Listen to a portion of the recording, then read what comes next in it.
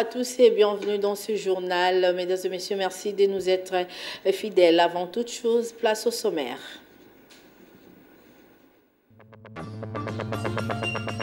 Les Bleus Blancs ont repris les chemins de l'école depuis le lundi 10 août sur toute l'étendue du territoire de la République démocratique du Congo. Votre rédaction a fait les constats de la deuxième journée.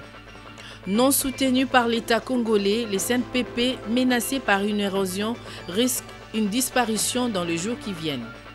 Avant la réouverture des portes prévues pour ce samedi 15 août, comme annoncé par le chef de l'État congolais Félix-Antoine Tshisekedi Tshilombo, l'église catholique de Kisangani a été nettoyée et désinfectée pour une bonne reprise des messes.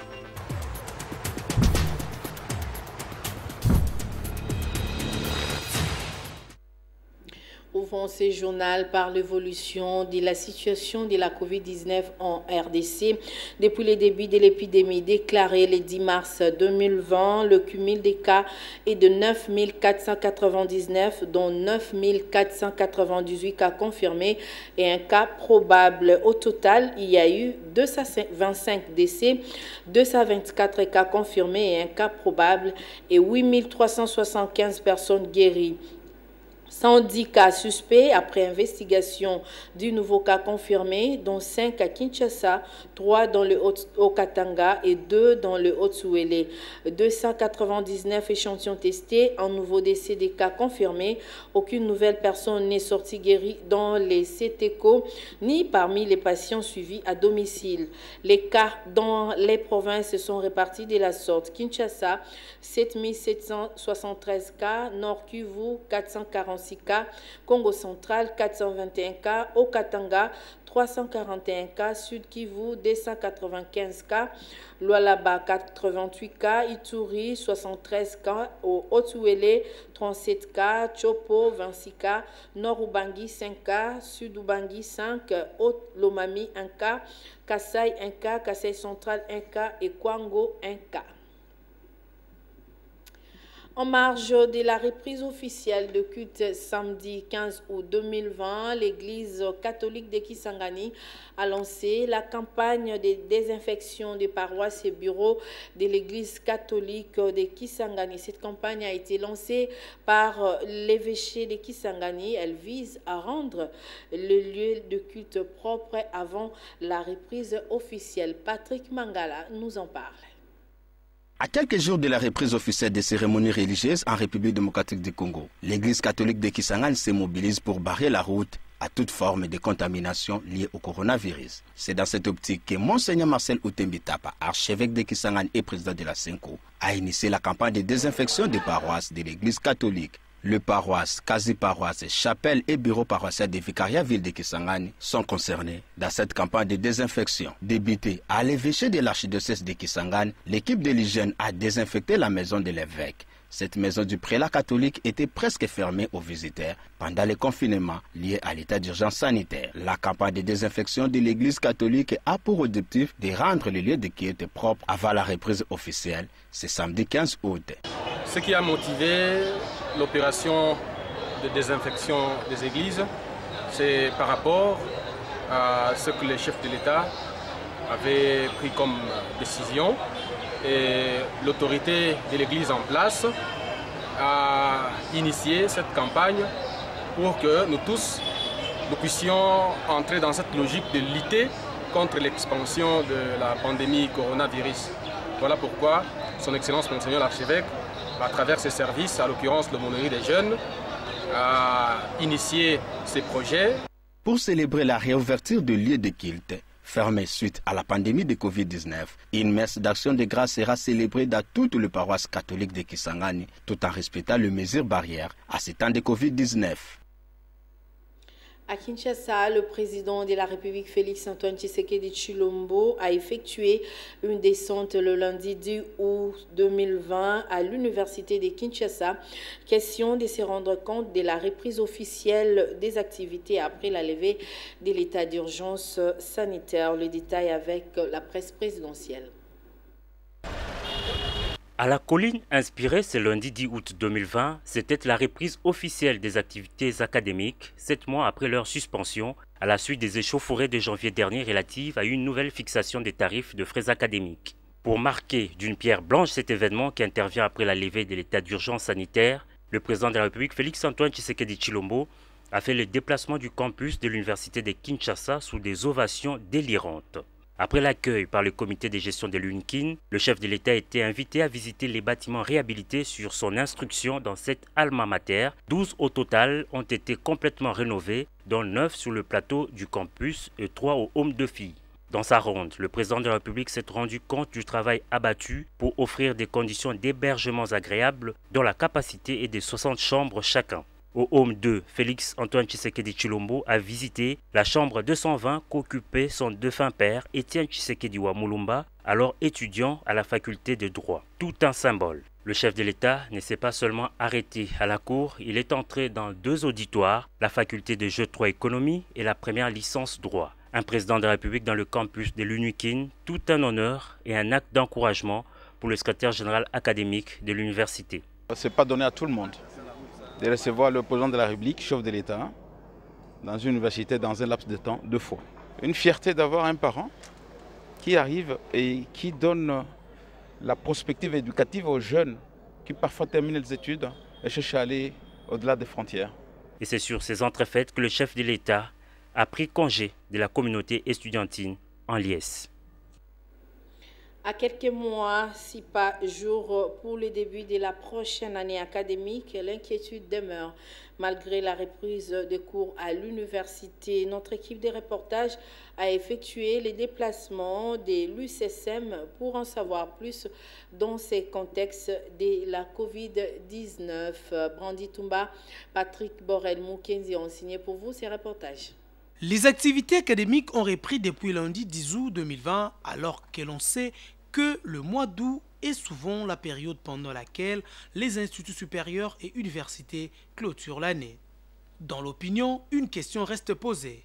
Comment faire pour harmoniser les activités en vue de s'y rattraper par rapport au calendrier fortement bousculé par la pandémie du coronavirus? Les cours ont effectivement débuté le 10 août 2020 à l'université chrétienne Kanda Madoula. Et le calendrier nous laissé par le ministre nous amène jusqu'au mois de décembre pour finir toutes les activités et attendre le même mois de décembre la rentrée académique 2020-2021.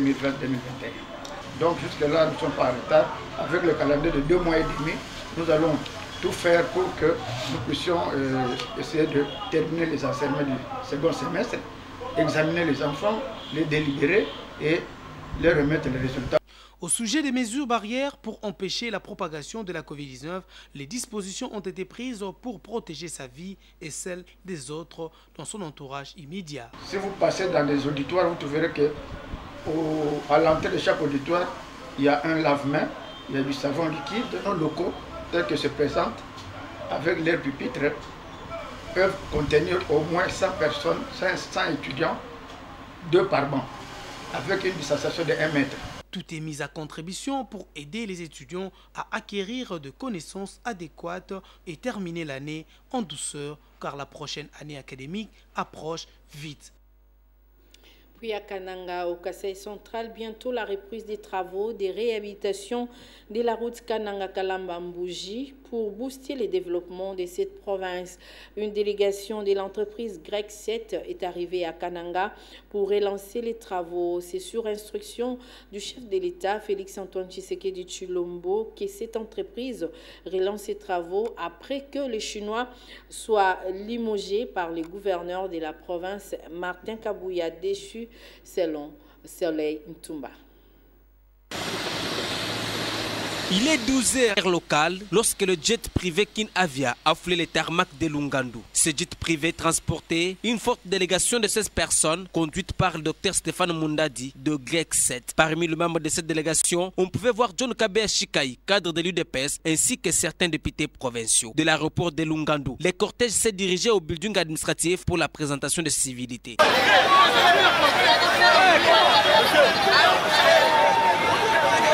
À l'issue de cette audience, le chef de la délégation Stéphane Mundadi parle de ce qui sera réalisé par son entreprise GREC 7. Cette route ne doit pas rester dans cet état, on doit l'asphalter parce que c'est une route très importante. Je vous annonce que le travail qu'on est venu faire, ce n'est pas seulement pour arranger la route, mais c'est aller jusqu'à l'asphaltage de route et mettre le pont fixe. Donc, on doit reprendre ce projet, aller jusqu'au bout.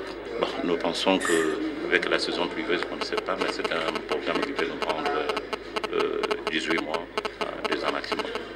Parce qu'on parle de stabilisation de la route, construction de ponts et l'asphaltage. De son côté, John Kabea Chikayi, qui a tenu un meeting populaire devant une foule immense, a invité la population du Kasaï central à soutenir cette entreprise qui vient répondre activement à l'appel du chef de l'État, Félix Antoine Tshisekedi Tshilombo, pour la relance des travaux de la route Kananga-Kalambambouji.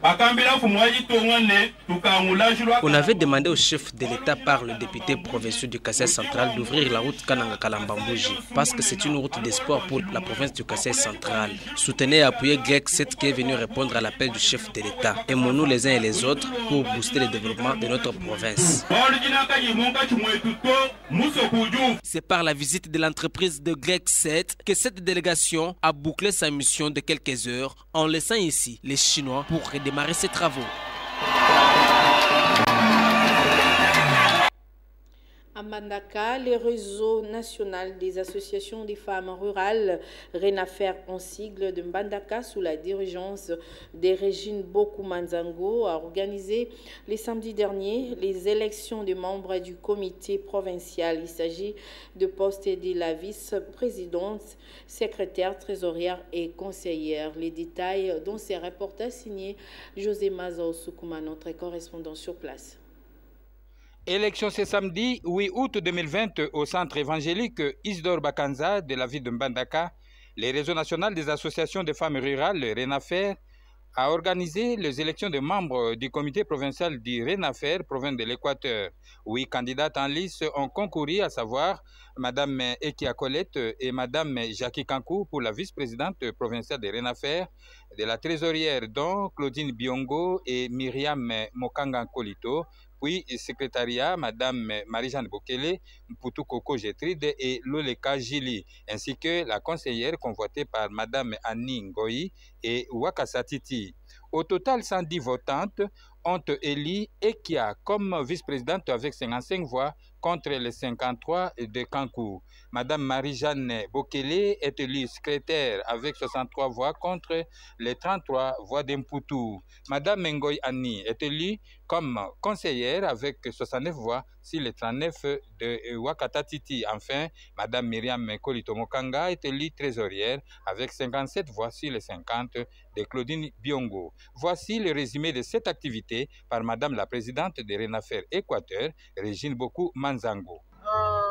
Il était question qu'on puisse organiser les élections pour m'ajouter 4 membres qui manquaient dans le comité, étant donné que le comité qui avait été mis en place au mois de décembre avait la mission de diriger plutôt les Grands Équateur. Mais avec la nouvelle vision du RENAFER au niveau national, on a trouvé qu'il faut que chaque province puisse s'organiser à son sein pour mettre en place un comité provincial. À Kinshasa, capitale de la République démocratique du Congo, les centres psychopathologiques CNPP en sigle de l'université de Kinshasa accuse de sérieux problèmes dans son fonctionnement, les vétustés des bâtiments, manque des infrastructures. Tout ça sont des problèmes auxquels cette formation médicale est confrontée. Popol Ziakwaw et Patrick Borel en ont fait le constat.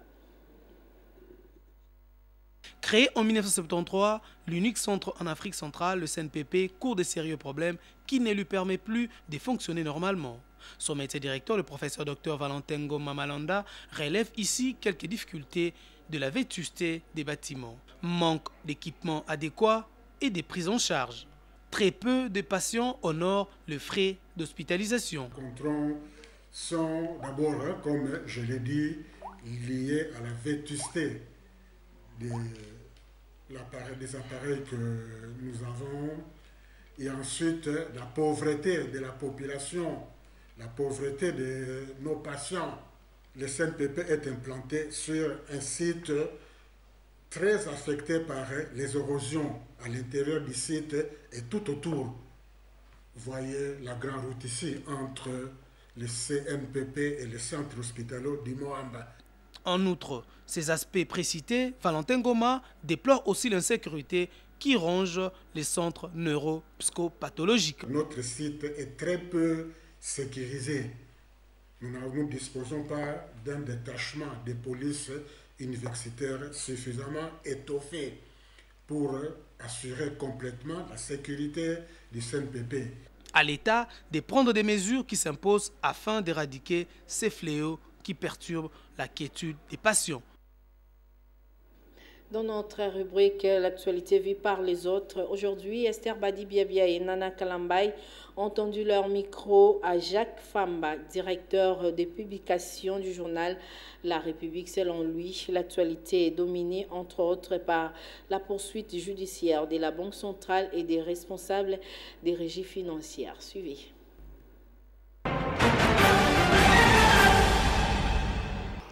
Sur le plan national, il y a le dialogue et l'anti-dialogue qui se développe maintenant comme courant dans notre société. C'est-à-dire, il y a le groupe des 13 qui est derrière l'idée de dialogue entre les institutions afin de pouvoir amener à la réforme de la Commission électorale nationale indépendante. Il se fait qu'il y a une autre dynamique de 9 messieurs et dames qui n'est pas d'accord avec cette idée-là et qui croit qu'il faut plutôt un dialogue au niveau des institutions. Alors, il se fait que dans cette dynamique-là, on se rend compte qu'il y a un conflit plutôt d'intérêts. L'arrivée de la délégation d'une mission allemande au pays. Cette mission est venue pour des contacts d'investissement. Toujours sur le plan politique, je vois aussi cette osmose entre l'administration Trump et Kinshasa, c'est-à-dire l'administration de Félix Antoine Tshisekedi. Du fait qu'on accepte maintenant que des officiers congolais, ils sont plus de 10, à aller suivre la formation dans les académies militaires des Américains à partir du mois de septembre. Sur le plan économique, il y a le problème de, disons, les régies financières qui sont maintenant en difficulté avec la justice. Et des responsables sont interpellés par la police judiciaire des parquets qui soupçonnent, même le gouverneur de la Banque centrale a été interpellé, entendu au niveau du parquet, au sujet de la dépréciation de la monnaie. En ce qui concerne l'actualité africaine, nous vous proposons ces résumés de nos partenaires des VOA.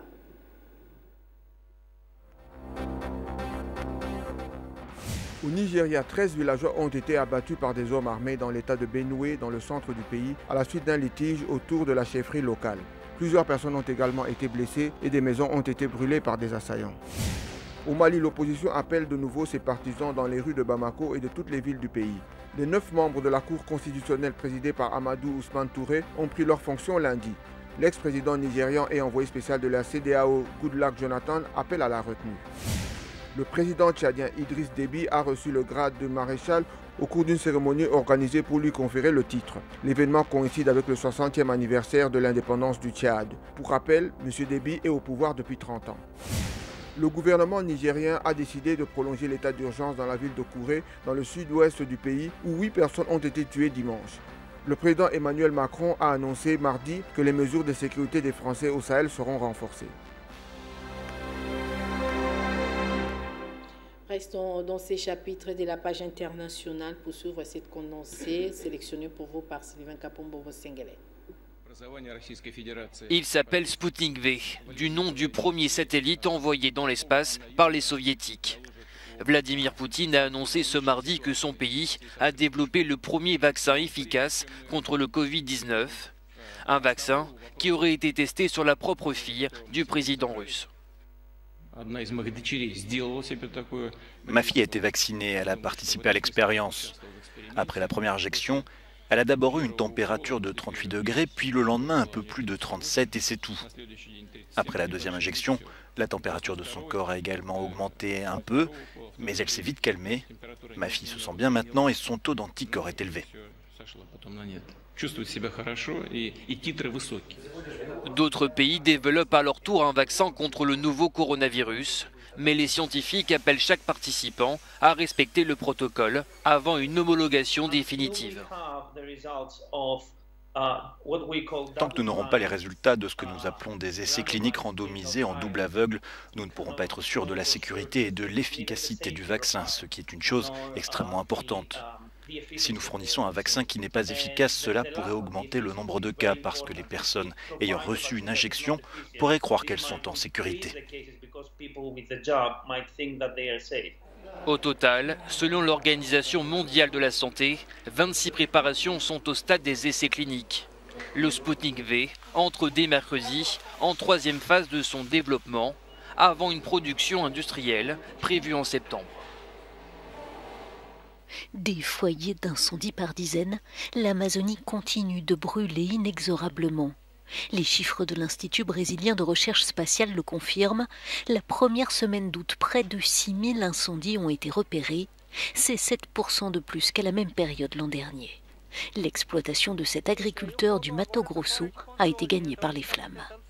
Le feu est hors de contrôle, se lament-il. Alors on essaie de sauver les animaux et les maisons. C'est ce qui est le plus important. Regardez ce qu'on est en train de faire à la nature. Regardez ça. Ce n'est plus que du charbon et de la fumée.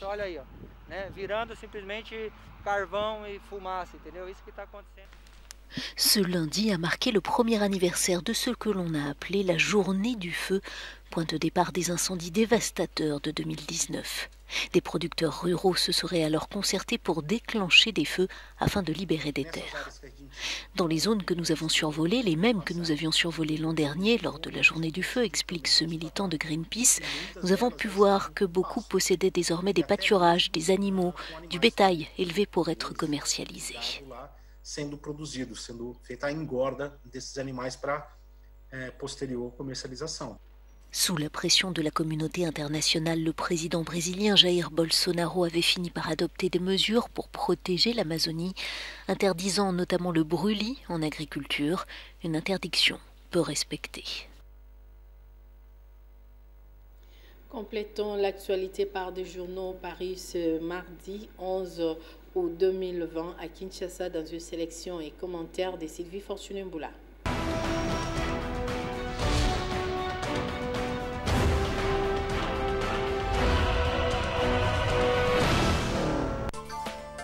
L'actualité en ce deuxième jour de la semaine est dominée bien sûr par la reprise des cours à l'enseignement primaire, secondaire et technique ainsi qu'à l'enseignement supérieur et universitaire. Reprise qui a permis au chef de l'État de communier aussi bien avec les élèves qu'avec les étudiants. Mais une reprise qui a surtout permis à la coordonnatrice du syndicat des enseignants, Cécile Chiyombo, d'obtenir un rendez-vous avec Félix Tshisekedi. Et c'est ce 11 août que ce dernier s'entretient avec ce syndicat, annonce la prospérité. À la Cité de l'Union africaine, il sera question de plancher sur la magouille ayant élu domicile au service de contrôle et de paix des enseignants, indique le quotidien. Aujourd'hui, poursuit-il, face au président de la République, les délégués syndicaux vont éventrer le boa sur tout ce qui se passe dans ce secteur de l'éducation, particulièrement sur ce que Cécile Chiyombo qualifie de magouille au sein du CECOPE. Les enseignants ont donc repris hier, après 4 mois d'état d'urgence sanitaire à travers la République démocratique du Congo. Félix Tshisekedi a fait une descente sur les terrains pour le constater, affiche à sa une la tempête des tropiques, tout en relevant l'absence autour de lui du Premier ministre Ilunga Ilunkamba et du gouverneur Jean-Tini Ngobila lors des visites qu'il a effectuées à l'Institut de la Gombe, au lycée technique de Limete et à l'Université de Kinshasa. Si le président de la République a saisi cette occasion pour appeler les écoliers au strict respect des gestes barrières dans le cadre de la lutte contre la pandémie du coronavirus, devant les étudiants, rapporte le Phare, Il s'est présenté en serviteur, ce qui a rappelé à plus d'un compatriote le testament politique de feu Étienne Tshisekedi à ses héritiers politiques rassemblés au sein de l'UDPS, à savoir le peuple d'abord, que son fils Félix Antoine Tshisekedi a adopté comme boussole politique de son investiture comme 5e président de la République démocratique du Congo, indique le journal. Parlant aussi de la relance de l'année académique, Forum des As est revenu sur une autre phrase de Félix Tshisekedi à travers laquelle il a rassuré les étudiants de sa détermination à améliorer leurs conditions d'études. Je connais vos problèmes, je ferai en sorte qu'ils soient résolus. Vous avez en moi un interlocuteur attentif. N'hésitez pas de dire tout haut vos problèmes. Je suis avec vous et je ne vous abandonnerai pas, a déclaré le président de la République, s'adressant hier aux étudiants de l'université de Kinshasa. L'actualité, c'est aussi la décision de l'hôtel de ville de Kinshasa qui rend obligatoire le port de masques dans les églises. À 3 jours de leur réouverture, rapporte la tempête des tropiques, l'hôtel de ville de Kinshasa vient de définir les conditions dans lesquelles elles vont désormais fonctionner afin de lutter efficacement contre la propagation du coronavirus dans la capitale congolaise.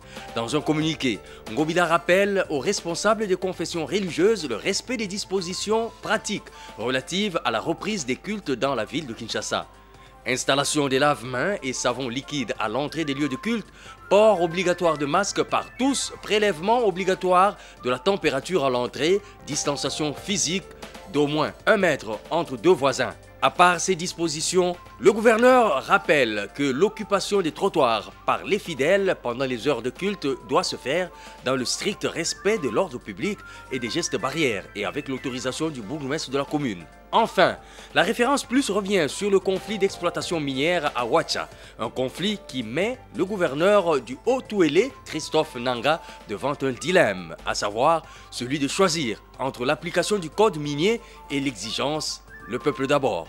Le numéro 1 de la province doit départager les exploitants artisanaux, les ayants droit et les entreprises minières. L'exploitation de l'or par les artisanaux dans la concession de Kibali Gold Mining et dans les concessions des autres détenteurs des titres est illégale, ce que reconnaît Christophe Nanga. Mais ces orpailleurs ne vivent que de cette activité, d'où la nécessité de leur trouver des espaces libres à Ouacha. Bonsoir.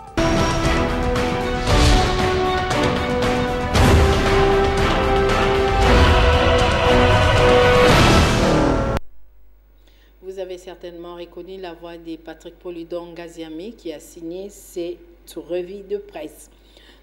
Avant de boucler complètement ce journal, place au rappel des titres. Les Blés Blancs ont repris les chemins de l'école depuis le lundi 10 août sur toute l'étendue du territoire de la République démocratique du Congo. Votre rédaction a fait les constats de la 10e journée. Non soutenus par l'État congolais, les CNPP menacés par une érosion risquent une disparition dans les jours qui viennent. Avant la réouverture des portes prévues pour ce samedi 15 août, comme annoncé par le chef de l'État congolais Félix Antoine Tshisekedi Tshilombo, l'église catholique de Kisangani a été nettoyée et désinfectée pour une bonne reprise des messes.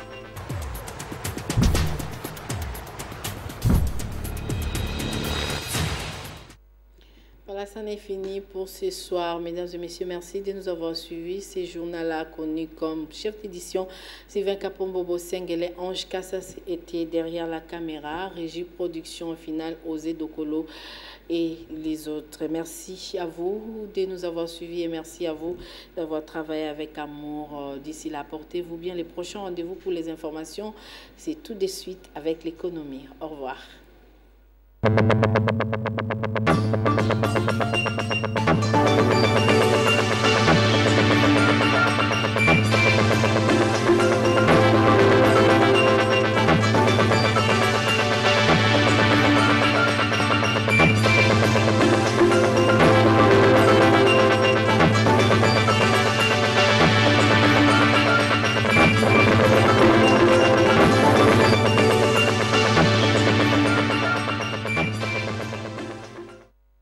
Antena, votre chaîne de référence.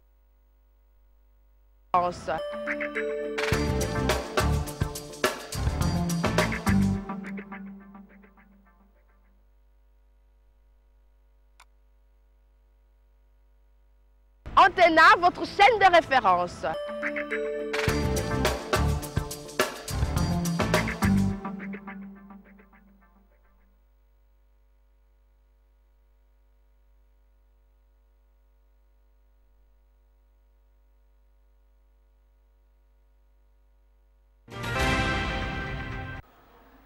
Bonsoir et bienvenue dans ce journal de l'économie. Au sommaire des titres, $1 américain s'échange actuellement à 1950 francs congolais, alors qu'il y a 48 heures, $1 américain s'échangeait à 1500 ou 1700 francs congolais. Qu'est-ce qui se passe en ce qui concerne la dépréciation ou l'appréciation de la monnaie? Les détails dans ce journal. Mesdames et messieurs, bonsoir. Le président de la République, Félix-Antoine Tshisekedi Tshilombo, a échangé le jeudi dernier à la Cité de l'Union africaine avec une délégation de la Fédération des entreprises, FEC en sigle, délégation conduite par son président Albert Yuma Moulimbi. Auparavant, le chef de l'État avait eu des échanges par vidéoconférence avec l'ancien Premier ministre britannique Tony Blair. L'essentiel de ces activités dans ces reportages de nos confrères de la presse présidentielle. Le président de la République Félix-Antoine Tshisekedi Tshilombo a eu ce jeudi 6 août 2020 par visioconférence des échanges avec l'ancien Premier ministre britannique Tony Blair. Au menu, la crise sanitaire de la Covid-19 qui secoue toute la planète et les problématiques liées à l'amélioration du climat des affaires. L'ancien Premier ministre britannique est actuellement le chairman de Tony Blair Institute for Global Change, une firme qui dispose d'une expertise avérée dans l'assistance de plusieurs États à l'échelle continentale en ce qui concerne l'amélioration du climat des affaires. Juste après, le chef de l'État a conféré dans son cabinet de travail à la Cité de l'Union africaine avec les membres de la Fédération des entreprises du Congo, conduit par Albert Yuma Moulimbi. Les points essentiels de ces échanges ont tourné autour de l'amélioration du climat des affaires pour qu'on puisse investir dans notre pays de manière à aider le gouvernement à tirer les revenus pour le développement de la population et l'amélioration des rapports publics et privés. Nous lui avons brossé un tableau d'une situation économique qui est difficile, de problèmes que les opérateurs économiques rencontrent dans le domaine de la sécurité juridique et judiciaire, dans le domaine de la fiscalité, dans le domaine bancaire, dans le domaine de la formation, toutes choses dans les infrastructures qui freinent les investissements alors que les opérateurs économiques, en ce compris ceux du secteur des entreprises du portefeuille, peuvent apporter davantage. Donc le président a promis qu'avec la cellule de climat des affaires qu'il a mise en place, nous aurons un interlocuteur privilégié et un dialogue régulier et il tiendra compte des priorités. On lui a aussi parlé des problèmes ponctuels d'actualité dans le secteur de l'agriculture, dans le secteur minier et dans le secteur pétrolier. Nous avons parlé de la pandémie, de ses conséquences sérieuses et qu'il faut adresser vraiment avec détermination parce que les impacts peuvent encore être plus graves. À en croire Albert Yuma, la cellule du climat des affaires mise en place par le chef de l'État Félix-Antoine Tshisekedi Tshilombo sera un interlocuteur privilégié avec le patronat congolais. À peine qu'il s'était apprécié, le franc congolais a encore pris de l'envol face au dollar américain. Tenez, alors qu'un dollar s'échangeait contre 1500 francs ou 1700 francs congolais, présentement il équivaut à 1950 francs congolais. Noël Chani, économiste et banquier international, a donné quelques raisons de cette fluctuation. José Moussangana, Esther Badibiabia et Hugues Moussangilay ont signé pour vous ces reportages. Le franc congolais a repris son ascenseur face au dollar américain. Ce, malgré les mesures prises par la Banque centrale du Congo en vue de stabiliser la monnaie locale. Le fait qu'il y ait l'autorité suprême du pays, le président de la République qui parle, en demandant aux autorités monétaires de prendre toutes les mesures appropriées pour arriver à stabiliser les taux d'échange. Ces autorités-là savent exactement à quoi s'attendre. S'ils ne le font pas, ils savent bien qu'ils seront à la porte. Donc, je crois qu'ils ont paniqué. Et ils ont arrêté la planche à billets. L'argent qui sortait la nuit et qui allait sur les marchés d'échange, les francs congolais, ont disparu. Et les cambistes ont reçu les messages parce que beaucoup de ces cambistes-là recevaient les francs de la part des autorités de la Banque centrale. Les cambistes ont réalisé qu'il n'y a plus d'argent qui arrive. Par conséquent, panique totale. Et ils ont commencé à faire la spéculation en estimant, en anticipant que le franc va s'apprécier parce que ceux qui leur donnaient de l'argent provenant de la planche à billets ne leur donnent plus cela. C'est ça qui fait que nous avons cette appréciation soudaine sur le marché. Est-ce que la Banque centrale aura la capacité tous les mois d'injecter 25 millions de dollars sur les marchés d'échange pour arriver à maintenir cet équilibre entre l'offre et la demande de devises? Si elle n'est pas à mesure de le faire, on va revenir donc à la même situation.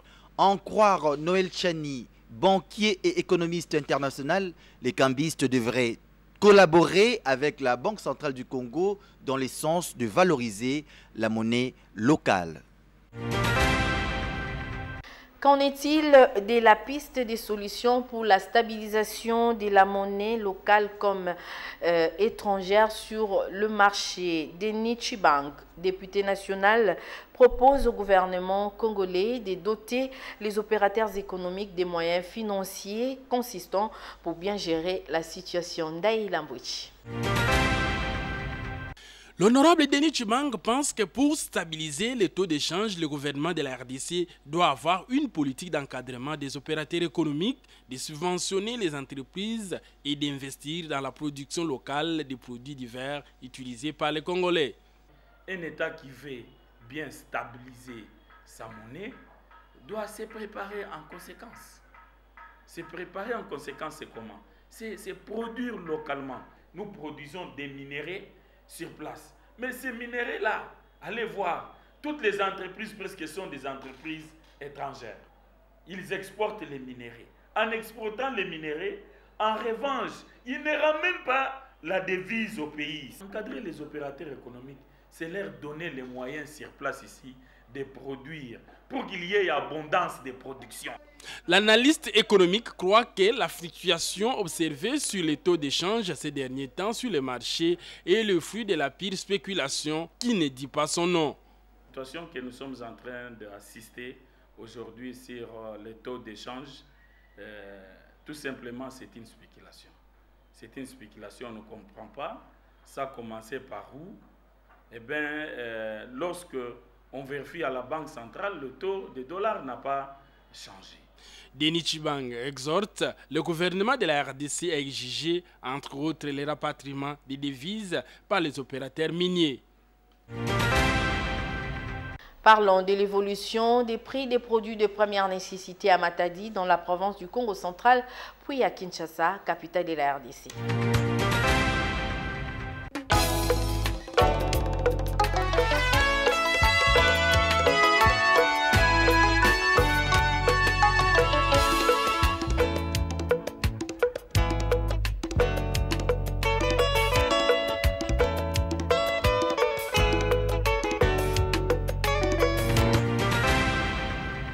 $1 américain vaut 1950 francs congolais et $10 américains valent 19 500 francs congolais.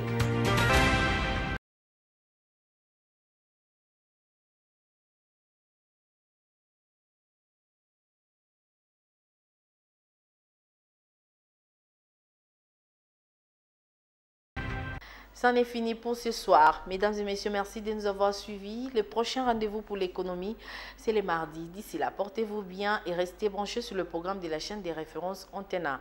Merci à vous de nous être fidèles. Au revoir.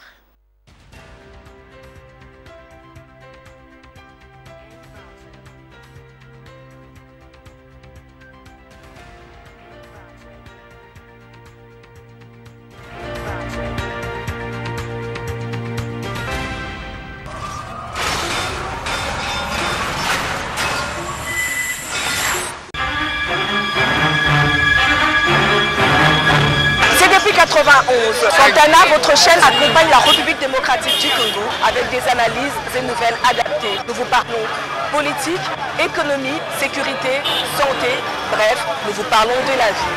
Antena, votre chaîne de référence.